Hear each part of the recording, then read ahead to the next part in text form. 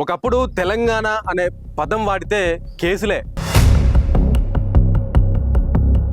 అంతటి క్లిష్ట పరిస్థితిలో సమైక్యాంధ్రులు ఎల్బీ స్టేడియంలో ఒక మీటింగ్ పెట్టిండ్రు. ఆ సభ ముందు ఒక పోలీస్ కానిస్టేబుల్ ముందుకు వచ్చి జై తెలంగాణ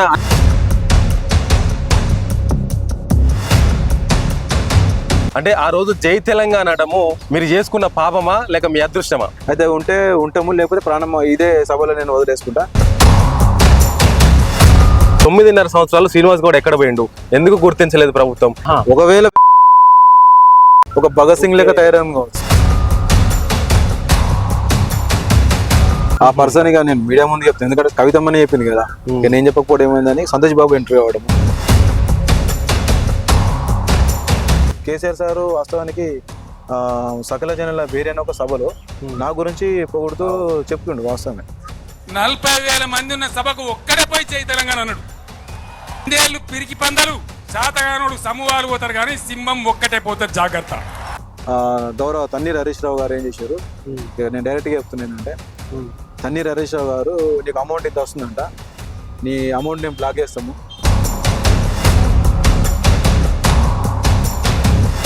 ఆ రోజు జై తెలంగాణ అన్న దాని తర్వాత దాని ముందు అన్నటువంటి అనేక మంది ఇవాళ ఎక్కడున్నారు, అసలు జై తెలంగాణ అనని వాళ్ళు ఎక్కడున్నారు?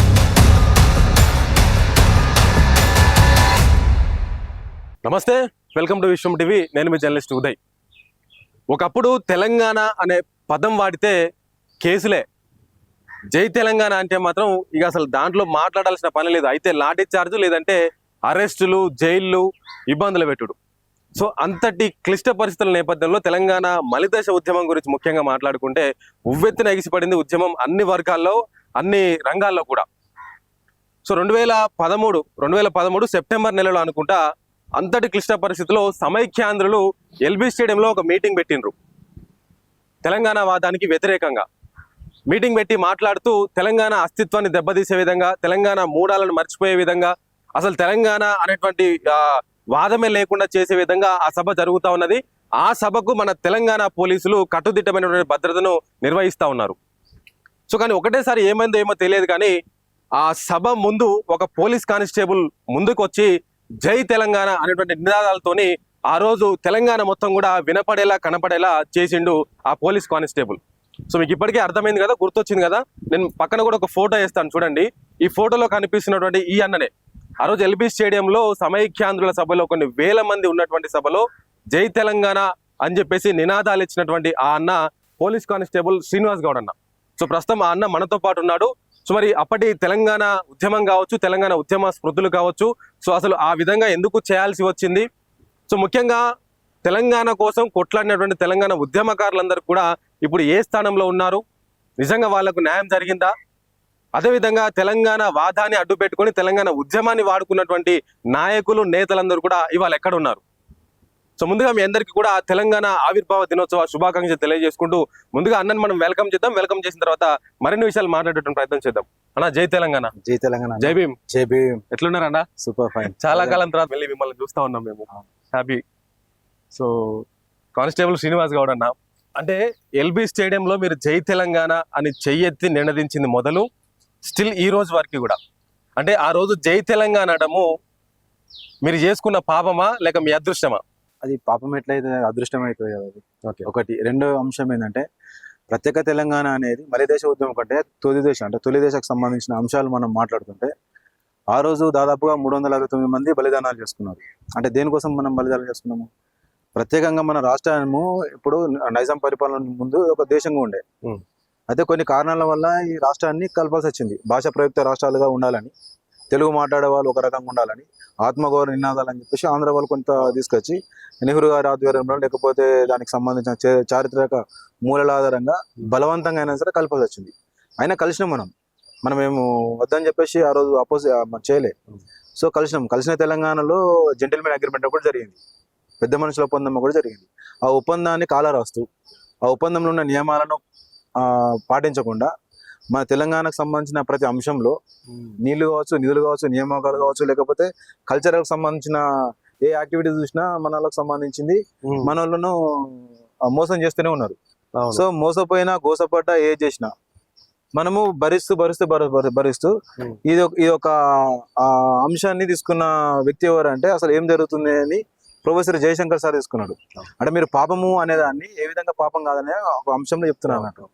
సో ప్రొఫెసర్ జయశంకర్ సారు ఈ అంశాలన్నిటిని తీసుకుంటూ మనం జెంటిల్మెన్ అగ్రిమెంట్ చేసుకున్నాము, లేకపోతే 16 జీవో అంటే ఆ కాలంలో ఉన్న ఒక జీవోని తీసుకొని రకరకాల అంశాలను మనం చేసుకుంటే మీరు ప్రతి అంశాన్ని మీరు కాలరాస్తారు కదా, మీరు తెలంగాణకు అన్యాయం చేస్తారు, మనం కలిసి ఉందామన్నాము, మీరు మాత్రమే ఇక్కడ సంపదను దోచుకుంటే మనం ఆ భవిష్యత్తు తరాల తెలంగాణ పౌరులకు ఏం కావాలి, వీళ్ళు ఏం చేయాలనే ఉద్దేశంలో జయశంకర్ సార్ ఒక సైద్ధాంతికర్తగా ప్రతి సిద్ధాంతాన్ని ప్రతి అంశాన్ని తనకున్న నాలెడ్జ్ పరంగా రాస్తూ అసలు అన్ని అంశాలలో మనం తెలంగాణ వెనుకబడదు లేదు, ఈ ఆంధ్ర పాలకులు వెనుక వేస్తారు, దానిలో సీమాంధ్ర ప్రజలకు ఏం సంబంధం లేదు, పాలకులకు సంబంధించిన అంశాలు మాట్లాడితే వీళ్ళు మాత్రమే మన అన్యాయం చేస్తారన్న ఉద్దేశంలో ఆ రోజు నుంచి ఈ రోజు వరకు ప్రతి క్షణంలో మనము ప్రతి సమయంలో ప్రతి అంశంలో మనము వెనుకబడుతున్నాము, దోపిడీ గురవుతున్నాము, పీడనానికి గురవుతున్నాము అంశంలోనే తెలంగాణ పోరాటం ఉవ్వెత్తున కొనసాగింది.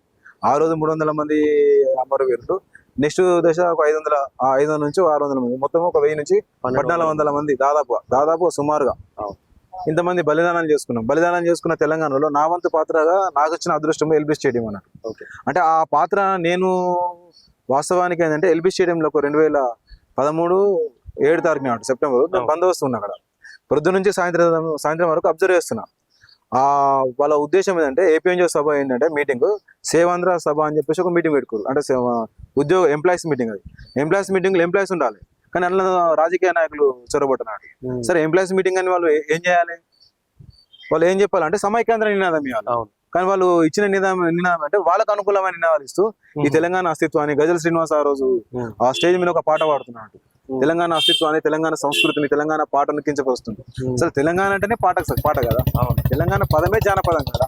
సో ఈ మన అస్తిత్వాన్ని విమర్శిస్తూ మన యొక్క ఉనికిని దెబ్బతీస్తున్న సందర్భంలో ఇక అప్పుడు పొద్దు నుంచి ఇస్తున్న అంశాలను ఈ గజల్ శ్రీనివాసు, ఆ రోజు ఒక లేడీ అనురాధ మేడం అక్కడ ఎవరు ఉన్నారు మేడం, ఆమె పొలిటికల్ ఆధ్యాత్మికం ఉంటుంది. సో ఆమె మాట్లాడుతున్న సందర్భంలో అరే ఇక డూ ఆర్ డై స్టెప్ తీసుకోవాలి, ఇలా కాదు, ఇది తెలంగాణను వీళ్ళు ఖచ్చితంగా కించపరుస్తారు, ఈ మెసేజ్ ను ఢిల్లీకి ఒక బ్యాడ్ ఒపీనియన్ అంటే బ్యాడ్ గా ఇద్దామనే ఉద్దేశంలో. అంటే ఇక్కడ తెలంగాణ లేదు, కేవలం కొంతమంది మాత్రమే తెలంగాణ కోరుకుంటారు, ఆ కొంతమంది రాజకీయ నాయకులు కోరుకుంటారు, ఇక్కడ విద్యార్థులు కోరుకుంటలేరు, లేకపోతే ప్రజలు కోరుకుంటలేరు, లేకపోతే ఇక్కడ పనిచేస్తున్న వ్యాపారస్తులు కోరుకుంటలేరు, కేవలము స్వార్థం కోసము రాజకీయ నాయకులు మాత్రమే తెలంగాణ కోరుకుంటారు అనే ఉద్దేశము, ఆ మెసేజ్ ని పాస్ చేద్దామన్న అంశము అక్కడ నాకు అర్థమైపోయింది. అట్లా కాదురా నాయన, ఇప్పటికే మనము చాలా మంది అప్పటి నుంచి మొదలు పెడితే 2 దశల ఉద్యమం, అంటే మొదటి దశ మళ్ళీ దశ, ఇందులో ఎంతోమంది బలిదానాలు చేసుకున్నది వాళ్ళు వ్యాపారస్తుల, కొన్ని వాళ్ళు రాజకీయ నాయకుల, స్టూడెంట్సే కదా చేసుకున్నది. సో వీళ్ళు తప్పుడు మెసేజ్ చేస్తారు అనే ఉద్దేశంలో అయితే ఉంటాము, లేకపోతే ప్రాణం ఇదే సభలో నేను వదిలేసుకుంటా, బలిదానాలు చేసుకోవడం కాదు, చంపబడాలే కానీ మనం చావద్దా అనే ఉద్దేశంలో నేను ఒక ఆత్మగౌరవ నినాదాన్ని ఆ రోజు ఎత్తుకోవాల్సి వచ్చింది. అది మన పాపం కాదు, అది మనకు సంబంధించిన ఒక అదృష్టంగా భావించింది అంతే. అయితే నేను పాపం అనేటువంటి మాట ఎందుకు వాడినానంటే, ఆ రోజు జై తెలంగాణ అన్న, దాని తర్వాత దాని ముందు అన్నటువంటి అనేక మంది ఇవాళ ఎక్కడున్నారు, అసలు జై తెలంగాణ అనని వాళ్ళు ఎక్కడున్నారు అనేటువంటి దాని గురించి నేను ఆ రోజు పాపమా మీరు చేసుకున్న అదృష్టం అనే మాట మాట్లాడడం జరిగింది. దాని గురించి కూడా తర్వాత మాట్లాడదాము. అయితే వాటికంటే ముందు అసలు మీకు ఆ ధైర్యం ఎక్కడి నుంచి వచ్చింది, మీ నేపథ్యం ఏంటన్నా? అంతకు ముందు మీరు ఎక్కడైనా ఉద్యమాలలో ఉండేనా? అంత ముందుకు నేను జనరల్ సెక్రటరీ ఏబీపీ జనరల్ సెక్రటరీలో ఉన్నా. ఏబీవీపీ అఖిల భారత విద్యార్థి పరిషత్ లో నేను హిందూ శాఖ జనరల్ సెక్రటరీ ఉన్నా. అంటే అంచెలంచెలు ఎదుగుతున్నా. అంత ముందుకు ఇక నేను మామూలుగానే మాకు మా ప్రతి కులం నుంచి ఏంటంటే గౌడ కులం అంటే ఏముంటది అంటే ప్రతి కులాన్ని కలుస్తాం కదా, ప్రతి కులం కలుస్తాము, ప్రతి కులంలో బాధలు తెలుసుకుంటాము, ఇంటికి పోతుంటాము, వాళ్ళ సమస్యలు తెలుసుకుంటున్నాము. అది మా నాన్న నుంచి వచ్చిన నాకు ఇది అంటే ఎవరికైనా కొంచెం రెబల్ గా రాడికల్ గా ఉంటారు అన్నట్టు. సో ఆ కోణంలో నేను ఈ సంఘాలకు రావడం, ఇక్కడ నుంచి ఇప్పుడు అంబేద్కర్ మార్గంలో ప్రయాణిస్తూ పూర్తిగా బౌద్ధాన్ని అనుసరిస్తూ ఉన్నాం. తెలంగాణ ఉద్యమం అనేది నేనే కాదు, ఈ తెలంగాణ గడ్డ మీద పుట్టిన ఏ వ్యక్తికైనా సరే, ఏ చిన్న పిల్లవాడికైనా సరే ఆ పౌరుషము మన గడ్డల్లో ఉంది కదా, ఆ బ్లడ్ లోనే ఉన్నది మనకు. అది అట్లా దానికోసం స్పెషల్ గా అని కాదు. మనకి ఎప్పుడైనా తెలంగాణకు ఒక స్టైల్ ఏంటంటే 28 రాష్ట్రాలకు తెలంగాణకున్న స్పెషల్ ఏంటంటే ఇక్కడ ఏదైనా సరే ఒక పీడనం మన మీద ఒక పీడనం చేసిన అంటే మన మీద ఒక ఆధిపత్యము ఆధిపత్యంగా ప్రవర్తించినా లేకపోతే మనల్ని అణిచివేసిన ఏ చేసినా తొందరగా రియాక్ట్ అవుతాం మనం. అంటే మిగతా ప్రాంతాలకున్న కంటే మనది తొందరగా రియాక్ట్ అయ్యే గుణము ఇక్కడ ఉన్నది, ముందు నుంచే ఉన్నది కదా. తెలంగాణ అనే పదమే మనకు జానపదం నుంచి వచ్చింది. అయితే ఇక్కడ ఇంకో ప్రశ్న, ఏబీవీపీలో మీరు ఇందూరు శాఖకు సెక్రటరీగా పనిచేసారు. అవును. సెక్రటరీ పోస్ట్ ను కూడా మీకు అప్పటి అగ్రనేత అయినటువంటి వెంకయ్యనాయుడు సమక్షంలోనే వచ్చింది. ఒక్కసారి మీ ఫోన్ చూపిస్తారన్న, ఒకసారి వెనకాల చూపించండి. ఒక్కొక్క నిమిషం నాకు ఇది చూడండి ఒకసారి. అన్న ఏబీవీపీ సెక్రటరీగా పనిచేసిండు, ప్రస్తుతం అన్న ఫోన్ వెనకాల అంబేద్కర్ ఉన్నాడు. ఏందన్న ఈ రెండింటి అంటే ఎందుకు ఒకసారి టర్న్ తీసుకోవాల్సి వచ్చింది? అటు హిందుత్వవాదం కావచ్చు, ధర్మం కావచ్చు, న్యాయం కావచ్చు, అది ఒక పక్క ఉంటది. ఇటు వచ్చేసరికి సమానత్వము, ఆర్థిక సమానత్వము, దళితులు, బహుజన వర్గాలు, బలహీన వర్గాలు, ఇదంతా ఒకటిగా ఉంటది. ఎందుకు ఈ చేంజ్ ఎందుకు రావాల్సి వచ్చింది మీలో? ఏం లేదే, అదే విషయం ఏంటంటే ఏబీపీలో ఉన్నప్పుడు మేము యాక్టివ్ రోల్ చేసాం అన్నట్టు. ఓకే. అంటే స్కూల్ బంద్ చేసిన అంటే ఎస్ఎఫ్ఐ వాళ్ళు మిత్రులే. అంటే ఎస్ఎఫ్ఐకు అంటే లెఫ్టిస్ట్ భావజాలకు రైటిస్ట్ భావజాలకు ఉన్న తేడా ఏంటంటే వీళ్ళు మతం కోణంలోనో లేకపోతే పార్టీ కోణంలో చూస్తారు. కానీ స్టూడెంట్స్ ఆర్గనైజ్ ఫెడరేషన్ ఏవైనా సరే, స్టూడెంట్స్ ఆర్గనైజేషన్స్ ఏవైనా మనం మత కోణంలో చూడొద్దు, వాటిని కులం కోణంలో చూడకూడదు.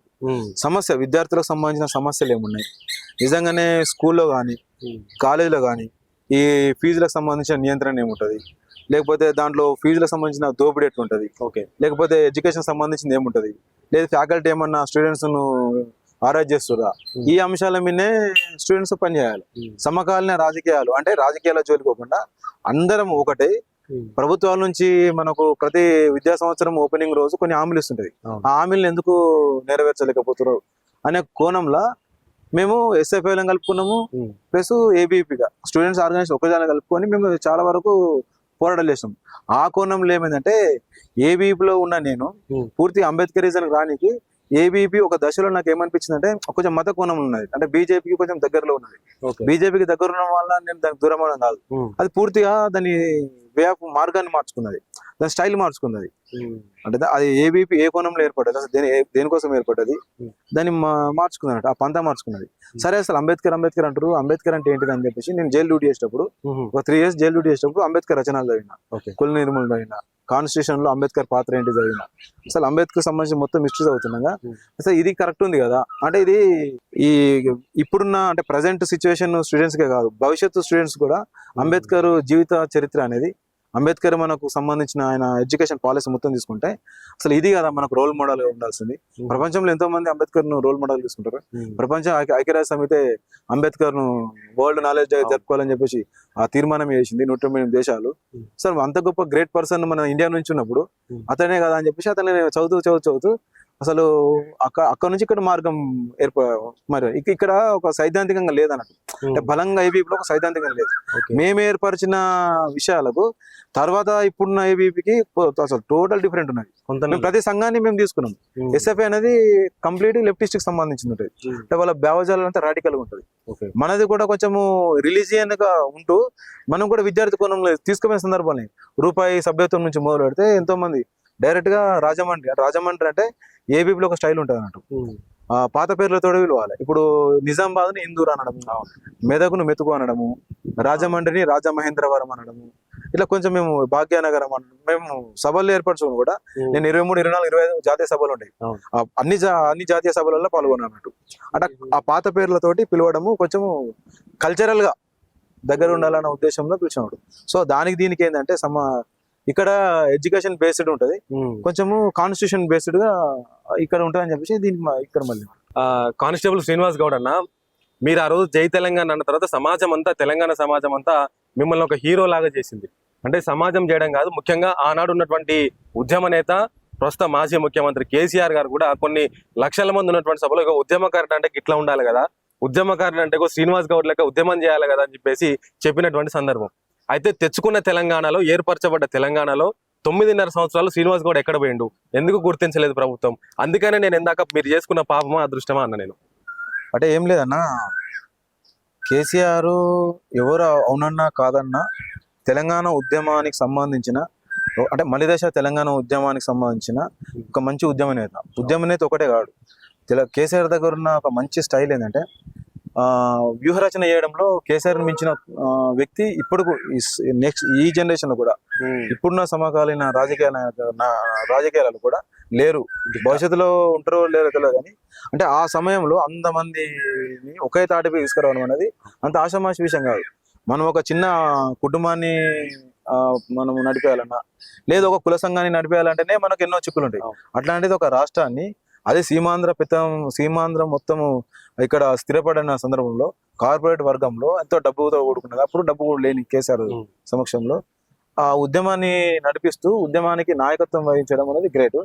అట్లాంటి సందర్భంలో కేసీఆర్ సారు వాస్తవానికి సకల జనుల వేరే ఒక సభలో నా గురించి పొగుడుతూ చెప్తుండు. వాస్తవమే అంటే ప్రతి వ్యక్తిని గుర్తించిన సందర్భం ఉన్నది. ఆ తర్వాత శ్రీనివాస్ గౌడ్ ఎందుకు గుర్తించలేరు అనేది ఇక మీరు కేసీఆర్ సార్నో లేకపోతే ఆ సంబంధించిన నాయకులను మీరు అడగాల్సింది. అంటే ఎప్పుడు మీరు కలిసే ప్రయత్నం అయితే చేయలేదా తెలంగాణ వచ్చిన తర్వాత? లేదు నేను కేసీఆర్ సంభాషణ ఎట్లా ఉంటది? కేసీఆర్ సార్ని కలవడం జరిగింది, మాట్లాడడం జరిగింది. జూన్ 2 మనకు కొత్తగా 2014 ఆవిర్భావం రోజు నేను ఫామ్ హౌస్ లో కలవడం జరిగింది. జూన్ 1 నాడు కలిసిన. కలిస్తే శ్రీను మనము రేపు ప్రమాణ స్వీకారం చేస్తున్నాము, అది అయిపోయిన తర్వాత జూన్ 4 రోజు ఒకసారి మళ్ళీ నీ ఆఫీస్కి రా అని చెప్పేసి మామూలు ఓవరాల్ గా చెప్పినాను. మళ్ళీ నేను జూన్ 2 పిలిపించుకుని ఫామ్ హౌస్ పిలిపించుకుని మాట్లాడిండు. జూన్ 2 రోజు మేము ప్రమాణ స్వీకారం రోజు అక్కడ ఆ స్టేజ్ దగ్గర ఉన్నాము. జూన్ 4 రోజు ఏమో ఫామ్ హౌస్ పిలిపించుకొని తన కాన్వాయిని ఎక్కించుకొని సెక్రటరీకి రమ్మనడము. సెక్రటరీలో అప్పటికే అనురాగ్ శర్మ గారు లేకపోతే స్మితా సబర్వాల్ మేడం గారు వీళ్ళ కార్యవర్గం అప్పుడే ఏర్పరచుకుంటున్నాడు. వాళ్ళందరూ రావడము, అక్కడ నా గురించి వాళ్ళకు పరిచయం చేయడము, వాళ్ళను ఉద్దేశించి శ్రీనివాస్ గౌడ్ ఈయన సోన్సో పర్సన్ ఇదని మనం హామీ ఇచ్చినాము, ఒక ప్రమోషన్ ఇద్దామని హామీ ఇచ్చినాము. మరి నాకు ఖచ్చితంగా ఇవ్వాలి. మన తెలంగాణ ఉద్యమంలో కీలక రోల్ ఇది. తర్వాత జరిగిన తెలంగాణ ఉద్యమం శ్రీకాంతాచారి తర్వాత మళ్ళీ తెలంగాణ ఉద్యమం స్తబ్దుగా మారుతున్న సందర్భంలో ఇతను తన ప్రాణాలకు తెగించి చావునుల్లో తలబెట్టి వచ్చిన వ్యక్తిన ఇతను మేము ప్రామిస్ చేసినాము. ఇతనికి ఏదైతే రూల్స్ ఉంటాయో ఆ రూల్స్ ప్రకారం ఇతనికి ప్రమోషన్ ఇవ్వాలని అందరి ముంగట అన్న ముచ్చట. అది ఆ రోజు మీడియా ముందు కూడా అన్న ముచ్చట, మీడియాలో కూడా అది స్క్రోల్ అయింది. సో తర్వాత ఏం జరిగింది అనేది రాజకీయంగా నాకు ఆ విషయాలు తెలియదు. మళ్ళీ తర్వాత కూడా నేను చాలాసార్లు కలిసినా కానీ ప్రమోషన్ గురించి కాకుండా సార్ మాకు డిపార్ట్మెంట్ లో ఉండడం వల్ల డిసిప్లిన్ ఫోర్స్ కదా ఇది, కొంచెం నన్ను ఇబ్బంది చేస్తుంటారు, వేరే శాఖ కొంచెం బదిలీ చేయండి, కొంచెం నేను ఫ్రీగా ఉంటా అన్న విషయంలో ఎన్నోసార్లు మాట్లాడినా. తర్వాత వేరే శాఖ ఎందుకు నువ్వు నా దగ్గరనే వర్క్ అని చెప్పేసి ఇంటెలిజెన్స్ కి రమ్మనడం. ఇంటెలిజెన్స్ 40 రోజులు కఠినమైన ట్రైనింగ్ తీసుకోవడము. హౌస్ ప్రొటెక్షన్ టీమ్ అని ఉంటుంది సార్ దగ్గర, CPT ఉంటుంది అంటే క్లోజ్ ప్రొటెక్షన్ టీమ్ డైరెక్ట్ రాకుండా హౌస్ ప్రొటెక్షన్ టీం నుంచి రమ్మంటున్నాడు. హౌస్ ప్రొటెక్షన్ టీంలో ఎట్లుంటది అంటే 40 రోజులు కఠిన ట్రైనింగ్ తర్వాత మనం అబ్జర్వేషన్ చేస్తారు అన్నట్టు, మన ప్రతి మూమెంట్ అబ్జర్వ్ చేస్తుంటారు. ఇవన్నీ జరిగినాయి. తర్వాత ఇంటెలిజెన్స్ పోయినా 40 రోజులు ట్రైనింగ్ చేయడం జరిగింది. ఇంతకుముందు చెప్పినా కదా 40 రోజులు ఎట్లా ట్రైనింగ్ ఉంటుంది అని చెప్పేసి జరగడము, నేను ఉద్యోగం చేయడము. ఆ తర్వాత ఒక పర్సన్ దానిలోకి ఎంట్రీ అవ్వడం. ఆ పర్సన్ ఇక నేను మీడియా ముందు చెప్తాను, ఎందుకంటే కవితమ్మనే చెప్పింది కదా, నేను చెప్పకపోవడం ఏమైందని సంతోష్ బాబు ఎంట్రీ అవ్వడము.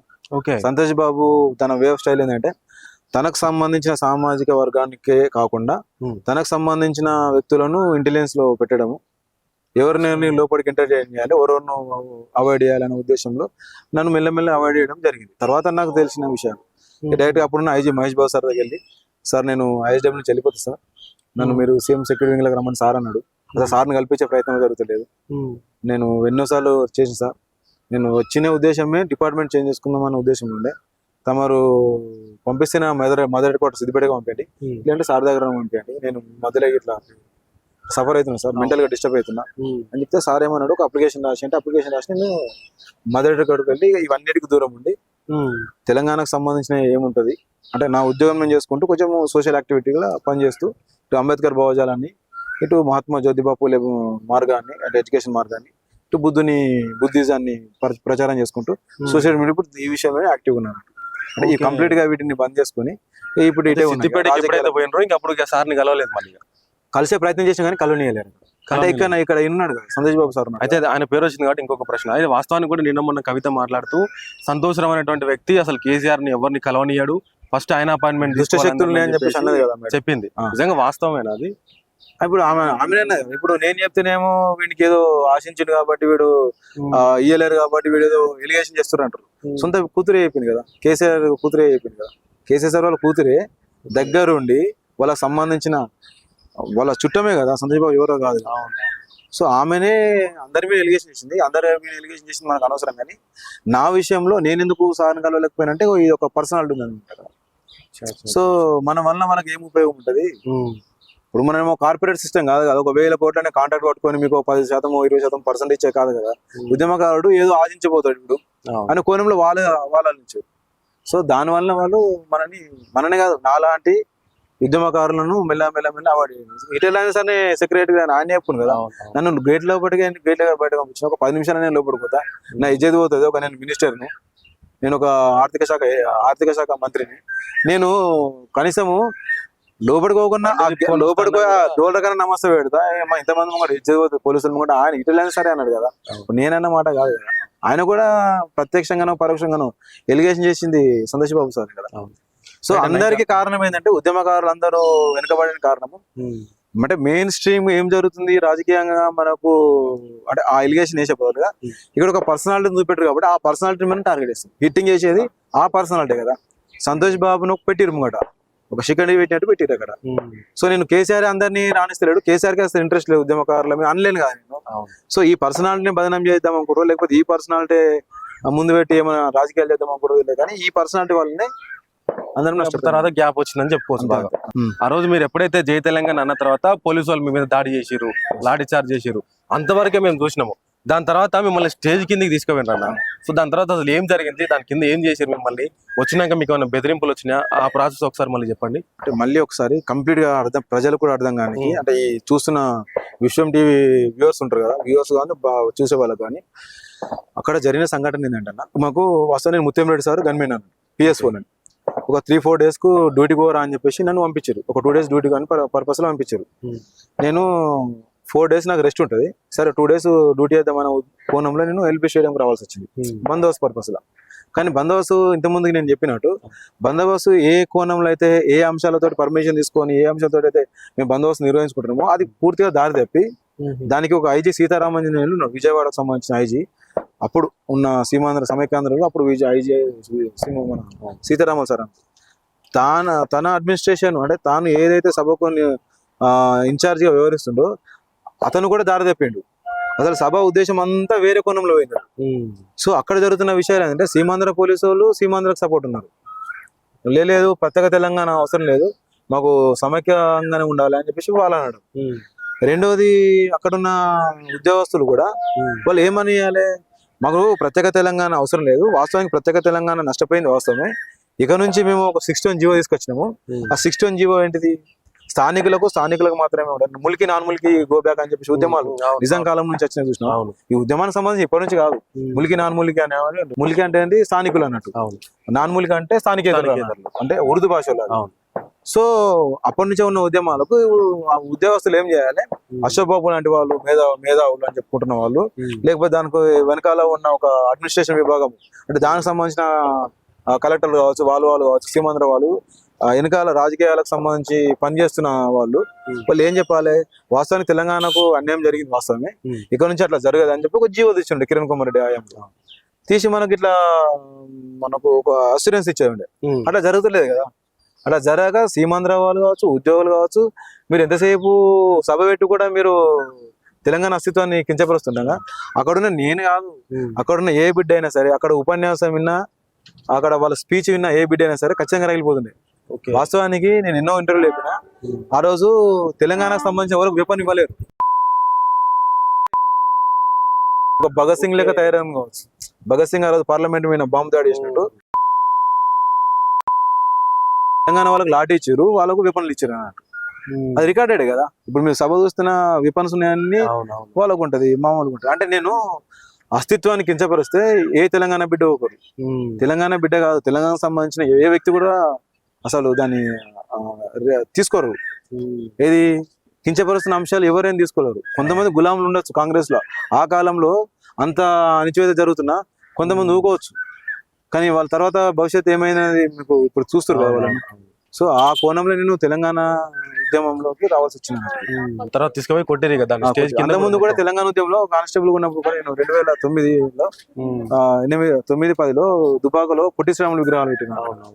ప్లస్ అక్కడ మాకు ఎస్ఐగా ఇప్పుడు నందీశ్వరెడ్డి సార్, అన్ని విగ్రహాలు సీమాంధ్ర విగ్రహాలు అక్కడ కొన్ని ఉంటాయి కదా, వాళ్ళ విగ్రహాలు వాళ్ళ పట్టుకుంటా నేను యూనిఫామ్ నుండి వాళ్ళను మెల్లమెల్ల చేస్తున్నా.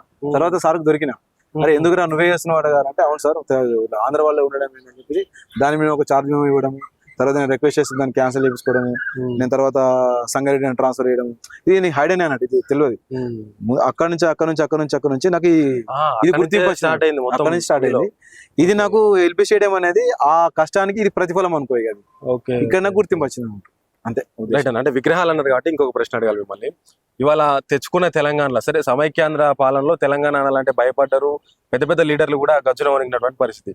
తెచ్చుకున్న తెలంగాణలో ఈ 12-12.5 సంవత్సరాల తర్వాత కూడా ఇంకా ఇక్కడ సీమాంధ్రుల పాలన జరుగుతుందని చెప్పేసి కొందరు అంటున్నారు. ఇక నిన్న మొన్ననైతే ఒక ఆయన మాట్లాడుతూ అసలు డిక్షనరీలో తెలంగాణ పదమే లేదని చెప్పేసి కొన్ని సందర్భాల్లో వ్యాఖ్యలు చేసిండు. ఇక్కడ ఆంధ్రాకు సంబంధించిన విగ్రహాలు పెట్టడం కావచ్చు, ఇదంతా కూడా చూస్తా ఉంటే తెచ్చుకున్న తెలంగాణ పట్ల మీ అభిప్రాయం ఏంటంటే, అంటే యాజ్ ఏ ఆఫీసర్ గా కాకుండా ఒక కామన్ మ్యాన్ గా మీ అభిప్రాయం ఏంది అన్న? వాస్తవానికి తెలంగాణ భౌగోళిక స్వరూపాన్ని అంటే నాకున్న నాలెడ్జ్ లో నేను 2 పీజీలు చేసిన, ఒకటి పొలిటికల్ సైన్స్ చేసిన, 2 ఇప్పుడు సోషియాలజీ సెకండ్ ఇయర్ కంప్లీట్, ఇప్పుడు మొన్న రీసెంట్ గా కంప్లీట్ అయింది. అంటే నాకున్న తెలంగాణ భౌగోళిక స్వరూపాన్ని మొన్న వి ప్రకాష్ సార్ ఇంటర్వ్యూ కూడా మరోసారి రివిజన్ చేసినాం. అంటే తెలంగాణ పదం ఎక్కడికి వెళ్ళి వచ్చిందంటే ఇక్కడ నుంచి కాదు, అది నార్త్ నుంచి వచ్చిందని చెప్పి ఏదో ఒక మాట అన్నాడు. తెలంగాణ ఎట్లా ఏర్పడ్డది అంటే మీరు అన్నారు కదా, ఆంధ్ర వ్యక్తి తెలంగాణ పదం డిక్షనరీ లేదన్నాడు. తెలంగాణ ఆంధ్ర సభకు పోయి తెలంగాణ పదం లేదన్నాడు. అదే మన మహానాడు మీటింగ్ లో సంథింగ్ అన్నట్టు వీడియో చూసినాను. తెలంగాణ అనే పదానికి వాస్తవానికి నేను రీసెర్చ్ చేస్తున్నాగా, కొంతమందిని మా సోషల్ సబ్జెక్ట్ సంబంధించిన వాళ్ళను అడగంగా, హిస్టరీకి సంబంధించిన వాళ్ళని అడుగుతున్నాగా, చాట్ జీపీటీలను ఇవన్నీ ఒకసారి సెర్చ్ చేస్తే వాస్తవానికి తెలన్ అనే పదము ద్రవిడ పదం అని అన్న. ఓకే, తెలంగాణ అనే పదము ద్రవిడ పదం. మనని ఇట్లా ఆంధ్ర కవులు కావచ్చు, రచయితలు కావచ్చు, తెలంగాణ పదము త్రిలింగా నుంచి వచ్చిందని చెప్పేసి అంటారు. త్రిలింగా నుంచి వచ్చినప్పుడు తెలంగాణ ఏర్పాటు కోసము మనము పనిచేయదు వాస్తవానికి. ఎందుకు త్రిలింగ అన్నది? త్రిలింగ అంటే 3 ఆరామాలు ఉంటాయి. ఒకటి ద్రాక్షారామం అని చెప్పేసి మనకు శ్రీశైలంలో ఉంటది. రెండవది మనకు ఆంధ్రలో ఒక ఆరామం ఉంటది. రెండు మన కాళేశ్వరం. ఈ 3 ప్రాంతాలను కలిసి త్రిలింగ అంటాం. త్రిలింగ అనే తెలంగాణ అయిందని చెప్పేసి అప్పుడున్న నిజాం ప్రభువులు వాళ్ళ రచనలు రాసుకున్నారు అని చెప్పేసి, వాళ్ళ ఉర్దూ భాషలో త్రిలింగ తెలంగాణ రాసుకున్నారు అని చెప్పేసి అన్నారు. వాస్తవానికి భౌగోళికంగా హిస్టరీ పరంగా చూస్తే తెలంగాణ అనే పదము ద్రవిడ పదం అన్న. గానం అనేది మనకు పాట నుంచి వచ్చింది. 28 రాష్ట్రాలకు లేని ఒక ప్రత్యేకత ఏంటంటే తెలంగాణకు ఉన్నది. అదేంటంటే పాట. ఇక్కడ మాట్లాడినా పాటతోటి ఉంటది, ఇక్కడ పోట్లాడినా పాటతో ఉంటది, ఇక్కడ మనం ఒక తిరుగుబాటు చేసిన పాటతో ఉంటది. ఒక జానపదం అనేది తెలంగాణకు మట్టిలోనే ఉన్నది, తెలంగాణకు సంబంధించింది. సో ఈ పాట అనేది, ఈ గానం అనేది, ఈ పాట అనేది ఎక్కడి నుంచి వచ్చింది? దక్కన్ బూటం. దక్కన్ అంటే దక్షిణ భారతదేశం, దక్షిణ ప్రాంతం అన్నట్టు. తెలంగాణ అంటే ద్రవిడ పదంలో దక్షిణ ప్రాంతం అన్నట్టు. తెలంగాణ అనే పదానికి దక్షిణ ప్రాంతం అన్నట్టు. ఈ దక్షిణ ప్రాంతంలో పాటలు వాటిలో ఉన్నారు అనేది దానికి అర్థం, ఒక భౌగోళికంగా ఉన్న అర్థం. అది తెలంగాణ అనేది పాట అన్నట్టు. అది సో పదం అట్లా వచ్చింది. దాని పదం లేదే వాళ్ళు చరిత్ర లేదే ఈ పదం ఉంటుందా? త్రిలింగ అనేది కొంచెం కుట్రపూరితంగా నాకున్న నాలెడ్జ్ లో తప్పు డోంట్ నేను చెప్తున్నది తప్పు కావచ్చు మేబీ.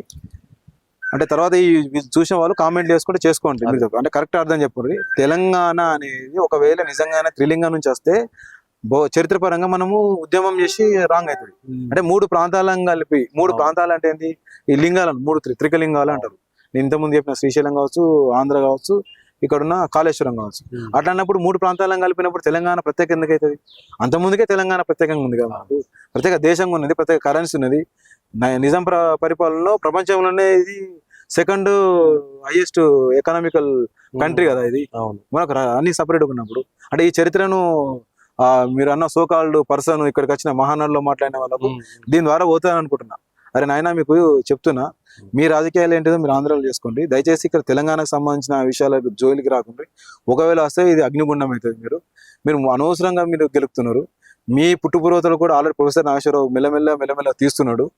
మీ పనిని మీరు చేసుకోవాలి. మాకే ఇక్కడ కాపల కుక్కలాగా ఉంటున్నా అన్న వ్యక్తులే ఇక్కడ తెలంగాణ ప్రాంతాన్ని మోసం చేశారు. ఇప్పుడు సామాజిక తెలంగాణ వైపు అడుగులు పెడుతున్న సందర్భంలో మీరు వచ్చి మళ్ళీ దీన్ని డిస్టర్బ్ చేయకూరి. ఆ రోజు తెలంగాణ ప్రత్యేక తెలంగాణ అవసరం లేదన్నారు. ఇప్పుడు సామాజిక తెలంగాణ వద్దు అనే కోణంలో ఇప్పుడున్న పాలకులతో, ఇక్కడున్న అప్పుడు దోపిడీదారులు, అప్పుడు సమైక్యాంధ్రకు సపోర్ట్ చేసిన వాళ్ళు ఇప్పుడు పాలకులుగా ఉన్నారని చెప్పేసి అంటారు, కనబడుతుంది. కాబట్టి మళ్ళీ మీరు వాళ్ళతో చేతులు కలిపి ఇప్పుడు వస్తున్న బీసీ మూవ్మెంట్ను, ఇప్పుడు వస్తున్న బీసీ ఎస్టీ జేసీ మూవ్మెంట్లను మీరు బలహీనపరచడానికి ఇట్లాంటి కుయుక్తులు కావచ్చు, ఇలాంటి వ్యూహాలు పన్నకండి. తెలంగాణ ప్రతి అంశంలో చాలా జాగ్రత్తగా ఉంటుంది, కర్రుగాల్చి వాత పెడుతుంది. తర్వాత మీకు పుట్టగతులు లేవు. లగడపాటి ఎగిరి ఎక్కడ పోయినా కూడా తెలియదు. కిరణ్ కుమార్ ఎగిరి ముఖ్యమంత్రిగా ఉన్నాడు, ఎక్కడ పోయినా తెలియదు. దయచేసి మీకు రాజకీయంగా చేసుకోవాలంటే అక్కడ చేసుకోరు. అది ఏ వ్యక్తి, సినీ హీరోలు కావచ్చు, లేకపోతే ఎవరైనా కావచ్చు. దయచేసి చెప్తున్నా, తెలంగాణ జోలికి రాకుండ్రి, ఇక్కడ అస్తిత్వం జోలికి రాకుండ్రి. అగ్గి గుండం అవుతుంది. 28 రాష్ట్రాలకు లేని ఒక ప్రత్యేకత మీరు అన్నారు కదా, 28 రాష్ట్రాలు లేని ప్రత్యేకత పాట ఉన్నది. పాట తూటాలు అవుతుంది. బుల్లెట్ కంటే అత్యంత పవర్ఫుల్ పాట. అది తూటాలు వెలిస్తే మీ వంశపారంగా మీరు ఇన్ని సంవత్సరాలుగా ఏర్పరచుకున్న రాజకీయ వ్యవస్థ అంతా కుప్పకూలిపోతుంది. మీరు తస్మాత్ జాగ్రత్త చెప్తున్నా. ఇప్పటికే అందరూ ఎవరి పనులు వాళ్ళు చేసుకుంటున్నారు. దయచేసి డిస్టర్బ్ చేయకూడదు అని చెప్పేసి మీ ద్వారా నేను చెప్తున్నా. ఏందన్నా మీ ధైర్యం చూస్తుంటే నాకే గూస్ బంప్స్ వస్తా ఉన్నాయి. అసలు ఇంకా కూడా తెలంగాణ వాదం రోజు కుప్పొంగుతూనే ఉంటుంది అనుకుంటా మీలో. అసలు ఎక్కడ చేస్తారన్న ఇప్పుడు డ్యూటీ? ఎక్కడ? నేను ప్రజెంట్ సిద్దిపేటలో చేస్తున్నా. సిద్దిపేటలో చేస్తున్నా. అప్పుడు మిమ్మల్ని సస్పెండ్ చేసినప్పుడు కానీ 2014 ఆ టైంలో మీ పోస్ట్ ఏముండే అన్న? కానిస్టేబుల్ ఉన్నా. ఇప్పుడు ప్రెసెంట్ కానిస్టేబుల్ ఉన్నా. మొన్న 5 years బ్యాక్ రెగ్యులర్ ప్రమోషన్ వస్తుంది హెడ్ కానిస్టేబుల్. ట్రైనింగ్ వచ్చిన కరీంనగర్ జిల్లాను కలపడం వల్ల నష్టపోయినాం. వాస్తవానికి మాకు కరీంనగర్ పాత జిల్లాను కలపడం వల్ల అక్కడ ఎక్కువ ముందు నుంచి కరీంనగర్ పాత జిల్లా కాదు, అది పాత హెడ్ క్వార్టర్ కాబట్టి అక్కడ సంఖ్య ఎక్కువ ఉంటది. సో మాకు సంగారెడ్డి ఉమ్మడి మెదక్ ఉన్నప్పుడు ఉండే. సో మాకు కనీసం ఈ జనగామ జిల్లా కలిపిన కొంచెం సిద్దిపేట ప్రత్యేకత ఉంటుండే. కరీంనగర్ కలపడం వల్ల కొంచెం నష్టపోవాల్సి వచ్చింది. సో వాళ్ళకు ముందు ప్రమోషన్స్ వచ్చి తర్వాత మాకు రావాల్సి వచ్చింది. ఇట్లా ప్రమోషన్స్ మేము వెనుకబడిపోయి మా బ్యాచ్ వాళ్ళు ఆల్రెడీ హెడ్ కానిస్టేబుల్ ఉన్నారు. ఇప్పుడు ఇంకొక స్టార్ కూడా సిద్ధంగా ఉన్నారు. సో ఇది కూడా వాస్తవానికి కుట్రపూరితంగా జరిగిన అంశం అని ఇప్పుడు ఈ మధ్యలో రీసెంట్ గా తెలుస్తుంది. భవిష్యత్తులో మీకు కూడా తెలుస్తుంది. నేను అదే స్టార్టింగ్ వాడిన పదం ఇవన్నీ మీతో బయట పెట్టడానికి ఆ పదం వాడిన. ఆ రోజు జై తెలంగాణ అన్నది మీకు మంచిగా చెడు జరిగింది అని చెప్పేసి ఒకసారి ఫ్యామిలీ గురించి కూడా మాట్లాడదాము.